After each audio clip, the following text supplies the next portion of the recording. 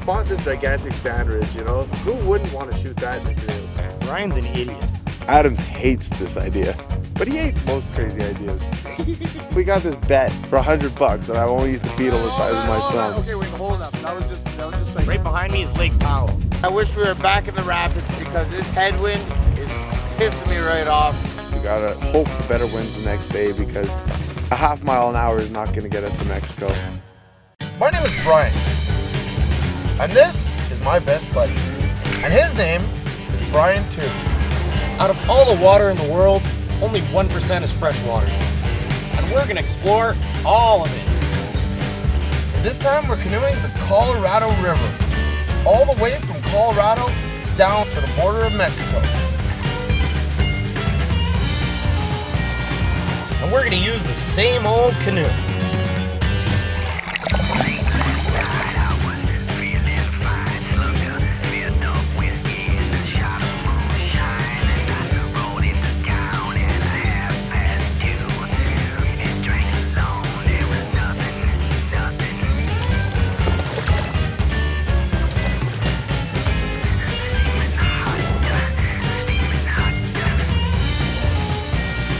Think we're crazy? You're right. We're the Paddling Bryans.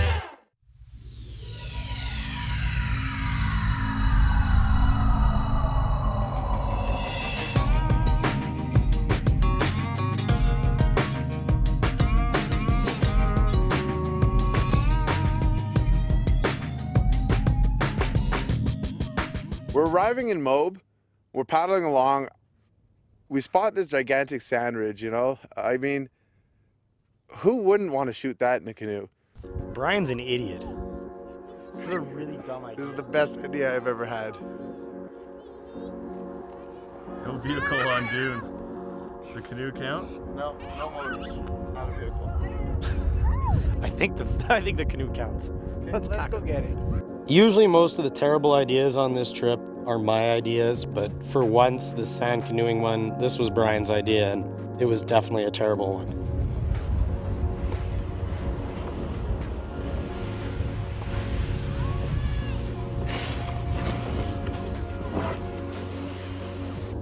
This is a really dumb idea. I don't mind like if we did like a couple of baby steps first, but Brian always wants to go to the top and see how fast we can kill ourselves. Adams hates this idea, but he hates most crazy ideas. But I know he'll follow me anyway. This is just gonna go terribly wrong. You know, looking at this sand dune from the bottom, you know, it's probably about 100 feet tall. Really didn't look that intimidating, but the more you hike up it, the more it kind of seems to be just a lot steeper than we were thinking. And at the bottom of it, it's all like rocks and flat ground. Like it doesn't look like that great of an idea. So I was getting a little bit nervous as we're climbing this sand dune. Not to mention that it's 100 degrees out and we're lugging an 80-pound canoe in this boiling hot sand all the way to the top. Like, at one point I was just like, we don't need to go any higher. Cross your paddle over to the other side. That's how it goes, all right. This is one of the worst ideas ever from the non-thinking team. But when you start thinking, that's when the ideas get worse, right? So we're gonna keep non-thinking.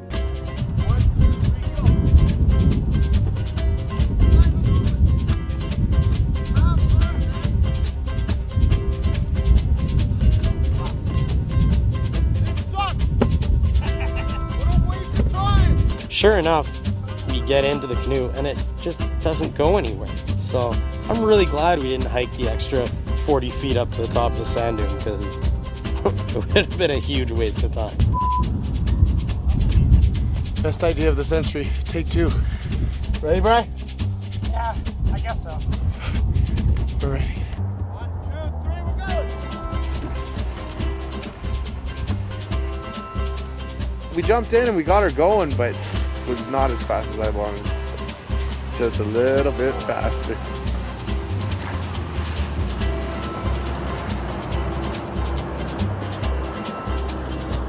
Give up!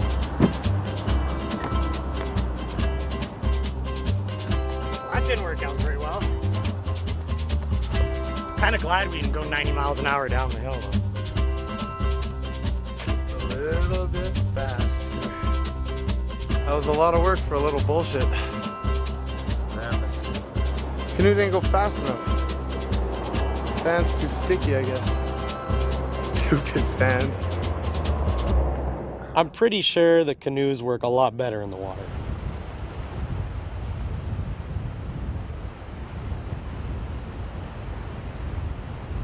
Some parts of the Colorado River are privately owned, and you can't, it's illegal for you to be canoeing down them or paddling down them or just being on the river in any way, or even the shore lines of the river. There's parts we have to bypass. We have no choice. We want to do every inch of it. Unfortunately, there are parts that have to be bypassed.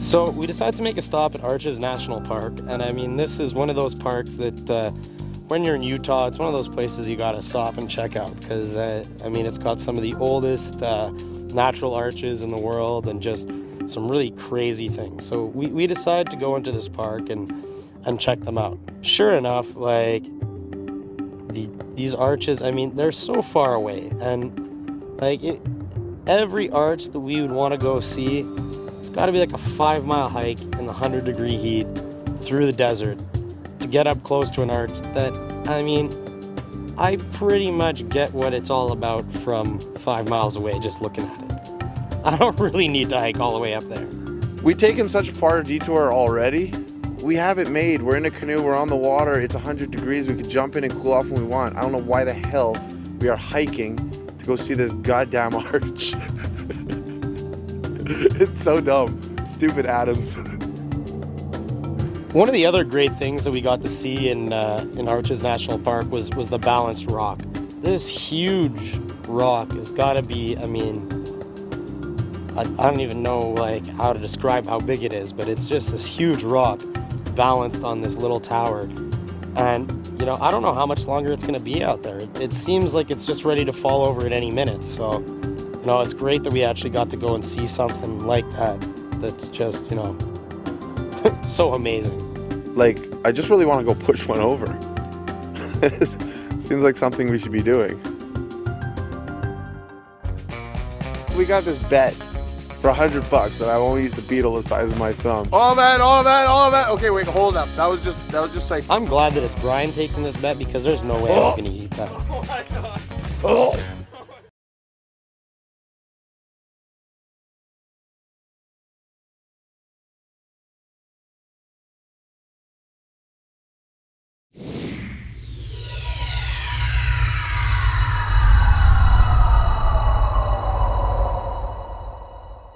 We're camping. Brian and I have pulled off the river. We're with our buddy, and we got this bet for $100 that I won't eat the beetle the size of my thumb. Oh my god, dude! Eat this whole thing. Oh man, it's so big. I kind of want to eat it. It's juicy, dude. I mean, I'm kind of freaking out. I don't know if it's poisonous or not.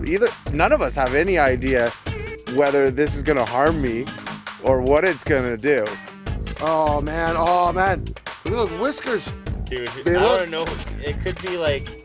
It could be poisonous. We should get Can we Google this? Can we get a Google? Can we Google if they're poisonous? This is bigger than a cockroach and like brown and like horned and just like a really ugly thing. Like, you know, it's not something that looks good to eat at all. You think I'll get sick? I don't know. You just don't want to pay me $100. Dear Brian. Oh my god. Well, if I do this, this is brutal. This is the worst. It's the worst thing you can do. Can I puke after? Am I allowed to puke? You have to get it all the way down. But can I puke? Can I puke? Get it down. Oh man, oh man, oh man. Okay, wait, hold up. That was just like. I'm glad that it's Brian taking this bet because there's no way I was gonna eat that. I almost lost my lunch watching me eat it. I don't know. I could use the money. I could use the protein. I bet you those things bite. Does it No, they don't at all. I ate the beetle. Oh my god, G! Get that camera! Oh my god! We all loved it. Dude, like the crunching noise between his teeth. Oh god, man, it sounded so gross, man. I am so glad I didn't try and eat that thing. Oh! Oh my god! Oh! Oh my god! Here! Here! Water, water, water, water. $100, baby! $100, baby!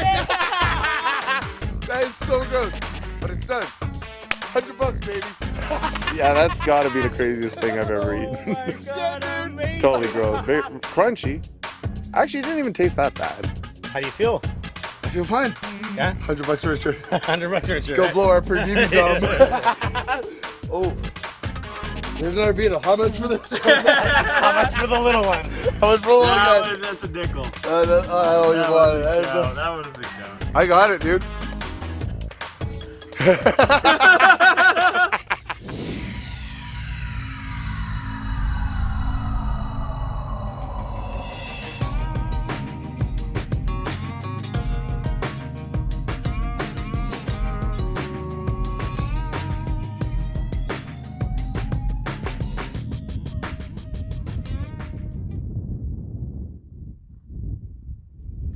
Right behind me is Lake Powell. It was named after Corporal Powell, who actually rafted down most of the Colorado River with one arm after he lost it in the Civil War. And he did most of the mapping and charting of this entire area. And that's why they named the lake after him. It's a beaut, but I don't know how we're gonna navigate through this. But if he did it with one arm, we got four. Should be all right. He coined one of the most famous phrases, and a great phrase that we like to use when we're adventuring too, is Powell said, "Here we go into the great unknown." And I mean, that just says it all, because I mean, we really don't have enough maps or know exactly what's around the next bend. And it's awesome to think that these guys did this before there was anything around here, with no knowledge of anything. And it's because of Powell and his work that we have some of these maps of these areas, and that we know, I mean, as much that we know about this area. That's a big win, man. We're on Lake Powell, our first major lake, and I wish we were back in the rapids because this headwind is pissing me right off. We made about 3 miles in. We're not going anywhere. We need more action. We need more action. It's brutal. They're not the worst winds we've ever seen in our lives, but they're just, you know, not any fun. We weren't tracking any distance. We were maybe going half a mile an hour. And after about 6 hours, we were only about 3 miles down from where we'd started that morning. And it was really discouraging. We decided that, you know what, there's just absolutely no point in going any further for the day. We gotta turn around. We gotta find a place to camp. We gotta hope for better winds the next day, because a half mile an hour is not gonna get us to Mexico. And we're burning energy for nothing. We're baking out here. It is really brutal. Like this heat, it's 100 degrees every day. Every day. It's unbearable. So we decided to pull off because of the headwinds, and you know, kind of try and come up with a game plan, hang out, cool off in the water a bit. We're doing anything we can to stay out of this heat, stay out of the sun. There's very limited options. This is what we have to do. How are you feeling? Hot. Tired. I'd like to take a nap, but there's nowhere to take a nap in the shade. There's only places to sit in the shade. I think we need to make a crossing, because you know what? In a couple of minutes, the sun's going to be setting, and it's going to be right in our face, and we're not going to find any shade on the side of the lake, so what else is there to do, right? You see those planes out there? Like you see the flat part, right? Yeah. You want to shoot for that? Because you know we can make that. It's not going to be more No, than a half hour let's do flight. it. You want to do that? Let's do it. And then we're stuck in the bay, and then the sun's going to go down that way. We got some shade. Yeah. We're Sold going on to feel that. good, right? Loving it? Yeah, loving it. Let's go. Watch out, this bull is going to drop on your head real soon, buddy.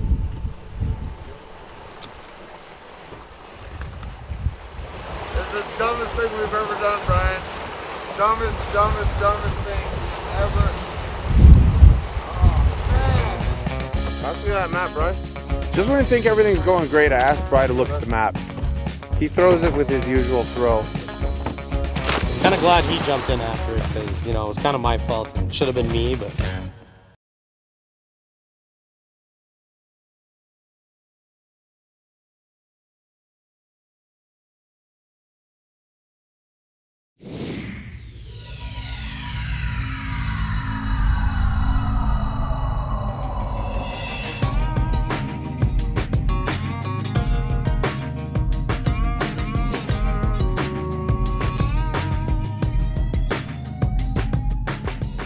We woke up the next day and, oh my God, we got tailwind. We're building a freaking sail. You know, me and Brian, for years, we've been trying to figure out a good way to build a sail.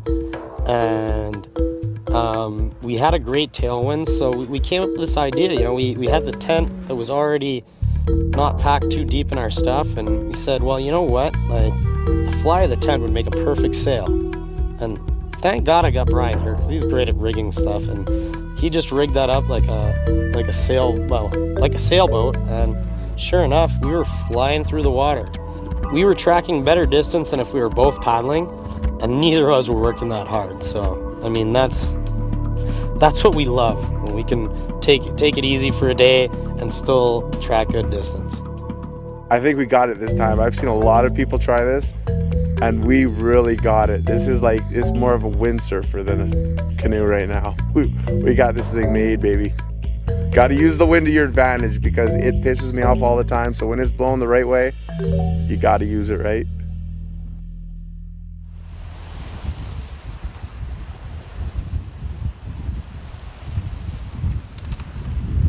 We're on Lake Powell. We have a nice tailwind. This is the part where we get to sit back, float downriver, and drink beer. Yeah, baby. We're gonna have to get back to work. You're gonna hit a rock here. Don't move. Don't worry. I got you. I got you. Oh, baby, no. Get back out in the flow.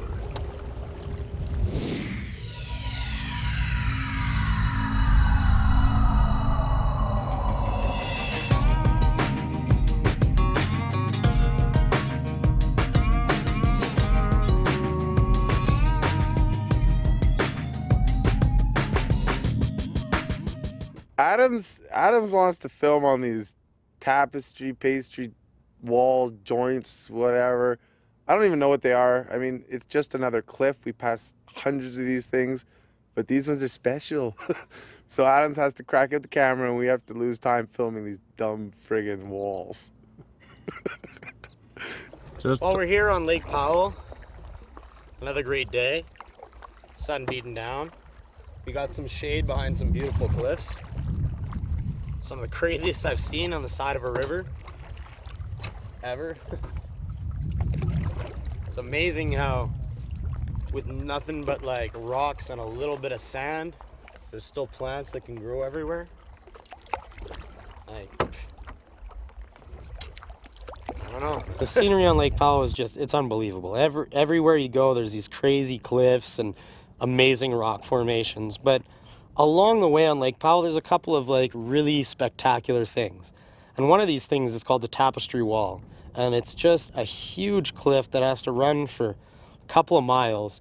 And it was named that way just because of the way that the water and the rocks have formed almost kind of pictures on it. And it's mostly the Native Americans that thought that there was kind of a story behind it, and you know, they saw different shapes, different animals, and different things. And you know, I was telling Brian the whole time, like, this is an amazing natural site. Like, we have to show everybody this beautiful tapestry wall.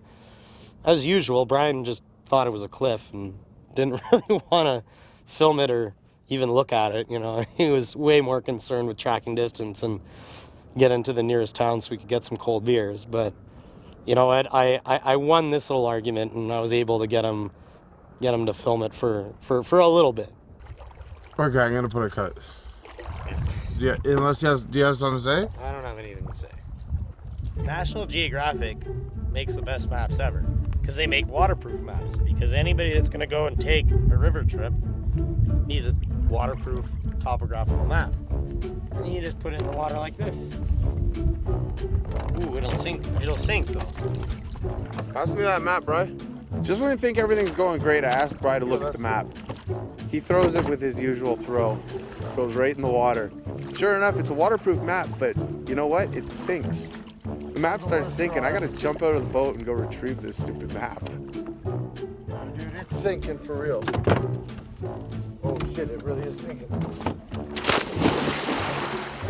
I was kind of glad he jumped in after it, because, you know, it was kind of my fault and it should have been me, but, you know, I wasn't in the mood to get wet at the moment, so really glad that he went and got it for me. We're testing the durability of National Geographic maps. Yeah, you're seriously floating far away. Okay, hold on. Come get me.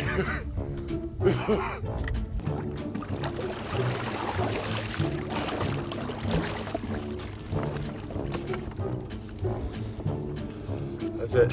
Okay. This is definitely one of the greatest lakes I've been on. The weather's great, the water's warm, the fish are jumping. Okay, jump out of the boat. No, not right this second. No, jump out of the boat. Dude, I got a good shot. Jump. I have things in my pockets. Then we'll take them out. Maybe not.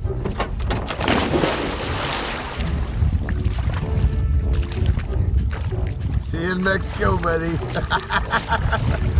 Oh, wait, I gotta paddle away. One-armed paddling. Bye-bye, Bri. Here, Bri. That doesn't help. Paddle your way. I gotta go back and get stupid Adams. What a dummy. How long can you tread water for?